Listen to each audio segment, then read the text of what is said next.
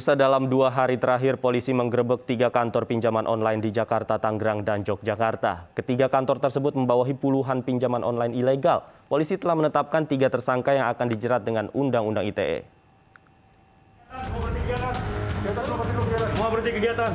Polisi menggerebek kantor pinjaman online ilegal di kawasan Cengkareng, Jakarta Barat, Rabu sore 13 Oktober.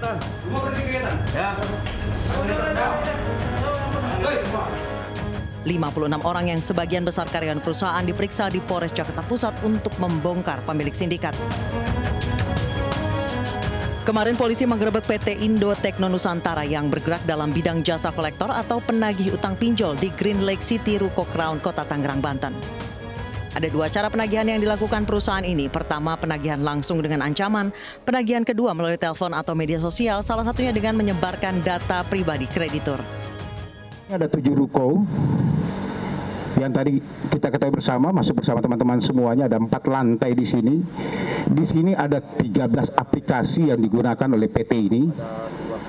Dari 13 lokasi ini 3 memang legal, tapi ada 10 aplikasi yang ilegal. Dengan 3 bagian utama di sini. Yang pertama adalah ada tim analis, kemudian tim telemarketing, yang terakhir adalah kolektor. Kolektor ini penagih. Pinjaman itu sangat mudah, tetapi menjebak. Bunganya tinggi, fee-nya tinggi, jangka waktunya sangat rendah. Misalnya kita meminjam 1 juta yang ditransfer hanya 600.000.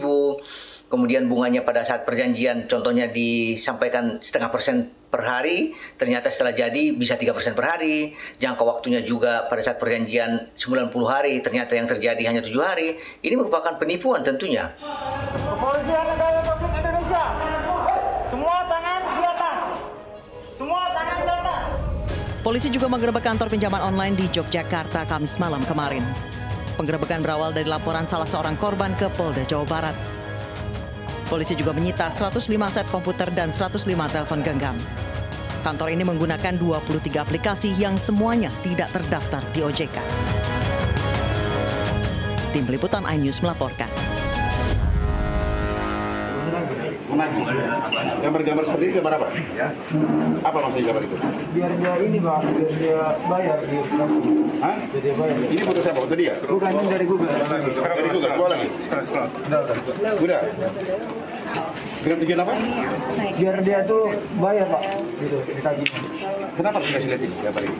Karena dia ditagih berapa kali itu tidak ada respon. Tidak respon? Kamu kasih gambar-gambar ini? Iya. Setelah dikasih gini baru dia respon? Respon Pak. Tapi bukan gambar orang itu? Bukan. Hah? Emang kamu kirim sendiri gambar ini? Iya benar. Iya. Benar Pak. Nah, terus kalimatnya Kalimatnya dia pakai ini dari ini. Ada kalimatnya sini. dengan mana-mana kamu sampaikan? Enggak, ini kalimatnya ini Pak. Coba kamu baca apa kalimatnya? Jangan kepada seluruh familia melalui pesan ada tidak dapat meningkatkan. Sampai kapan perang melawan pinjol ilegal digencarkan dan berapa banyak sebenarnya jumlah pinjol ilegal di Indonesia? Siapa di balik teror pinjaman online? Sudah bergabung bersama kami Wakil Direktur Tindak Pidana Ekonomi Khusus Barreskrim Polri, Kombes Pol Wisnu Handoko. Selamat sore Pak Wisnu. Selamat sore Mas. Pak Wisnu, saya ingin konfirmasi terlebih dahulu hingga saat ini sudah berapa tempat yang sudah digerebek Pak? Jadi begini Mas, di Barreskrim sini kita melakukan data di seluruh Indonesia. Sudah 370 laporan yang diterima oleh Kepolisian Republik Indonesia. Di antaranya yang tadi disampaikan ditangkap di Jogja, ditangkap di Jawa Barat, ditangkap di Jakarta. Namun khusus yang tadi saya sampaikan pada saat press release tadi sore, adalah yang ditangkap oleh Barreskrim itu sendiri. Yaitu ada 8 tersangka di 8 TKP. Ini semua ada di Jakarta dan ini menjadi salah satu namanya desk collector yang mempunyai customer yang banyak pinjolnya nih. Jadi bukan satu, tapi banyak ini. Jadi ini adalah satu sindikat yang tugasnya memberikan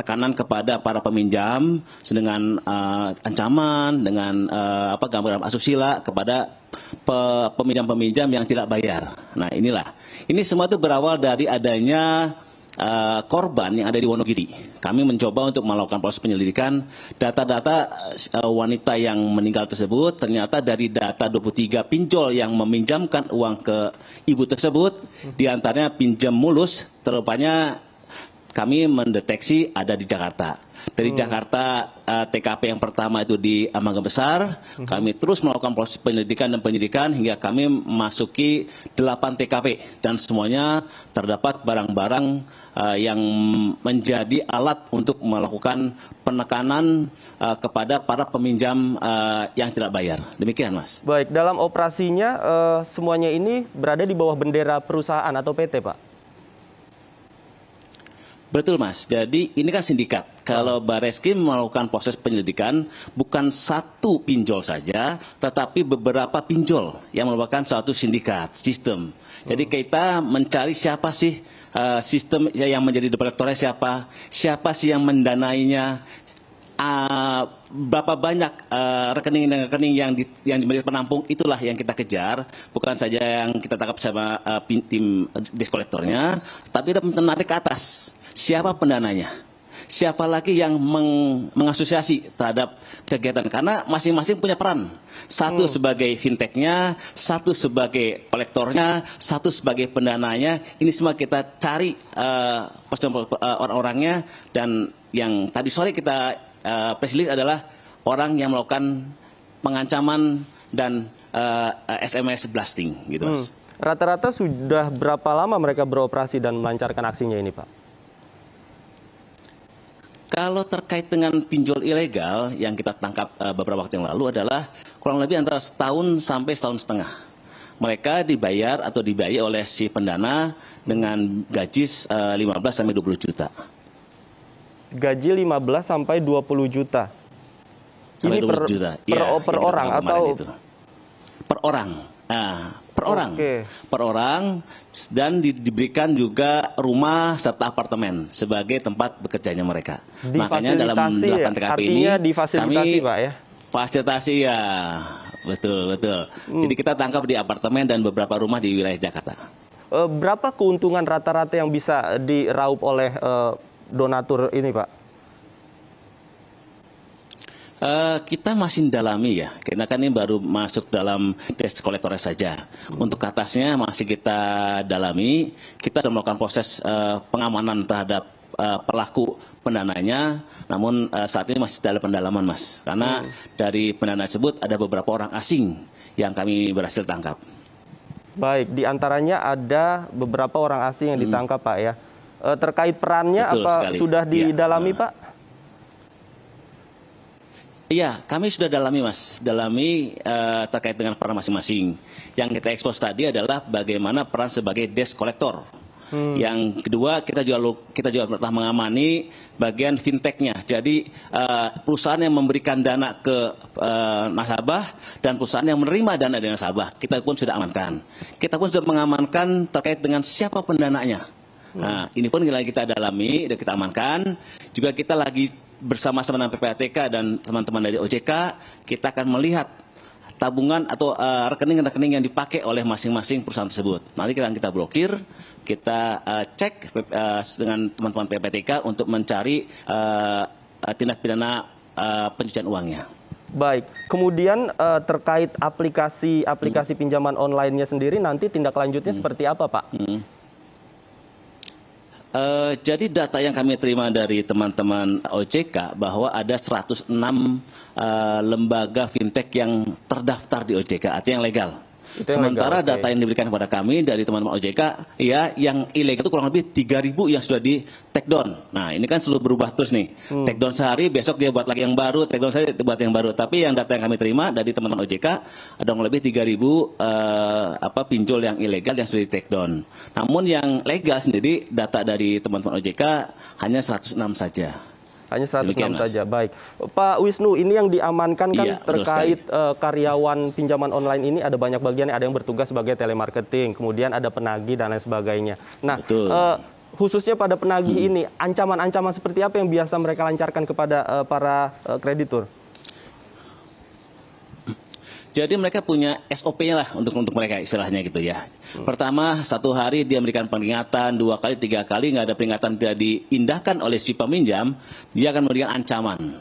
WA ancaman berupa inilah orang yang telah meramp uang nasabah, uang perusahaan, inilah orang tidak bayar utang dan sebagainya. Pengancaman.